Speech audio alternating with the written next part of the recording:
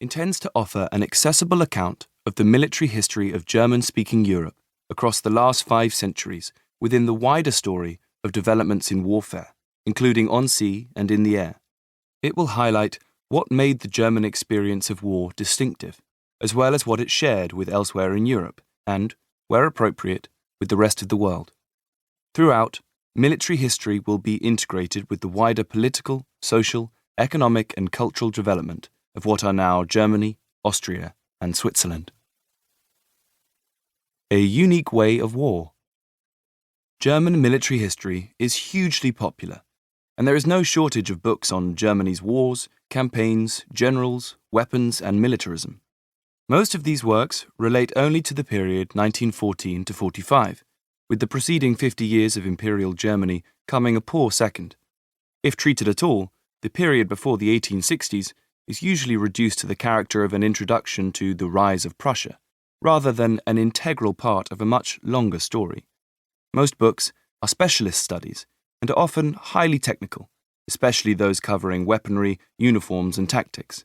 Many succeed superbly on their own terms, but a considerable number recycle well-worn interpretations and, often inaccurate, factual detail.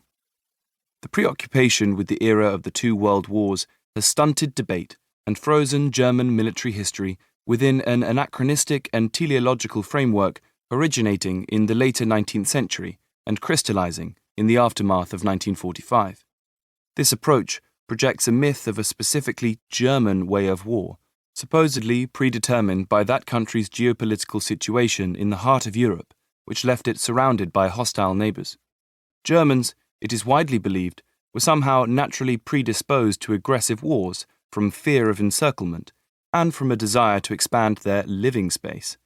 This, in turn, supposedly fostered a uniquely authoritarian form of politics, because only a power state could mobilize the resources necessary to develop and maintain the required first strike capacity. Operationally, German wars had to be blitzkriege, lightning wars, to win quick and decisive victories before their enemies could combine their superior numbers against them. German armed forces allegedly strove for technical proficiency and technological superiority to gain a comparative advantage over their more numerous foes. To achieve this, it is widely believed that the armed forces were entrusted to professionals, operating largely beyond political control, all with fatal consequences for German society and wider European peace.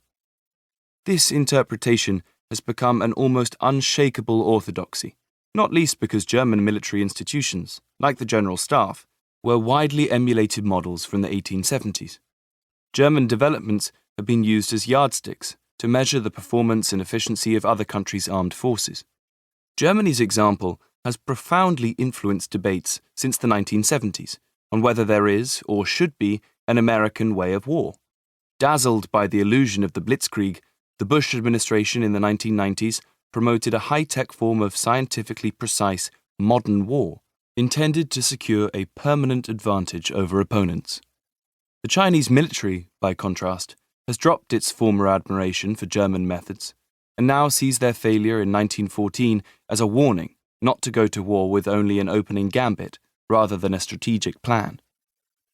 More critical, left-leaning historians have done little to challenge this interpretation, because it reinforces widely held views about the supposed militarization and feudalization of German society during the 19th century as preparing the ground for the First World War and, ultimately, Hitler and the Holocaust. Frequently, authors adopt a cultural explanation, rooting German militarism in Prussia's blood and soil in an inversion of how 19th century nationalists celebrated those same characteristics.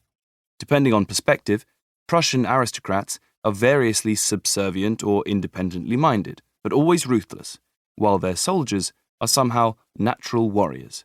A controversial view, which has recently been endorsed again from the political right as a potential source of inspiration for today's German armed forces. The army supposedly remained an isolated, closed system, yet at the same time, its martial ethos permeated the rest of society, warping its values. It is time to defrost German military history and to bring it in line with the way that the rest of the German past is being written about.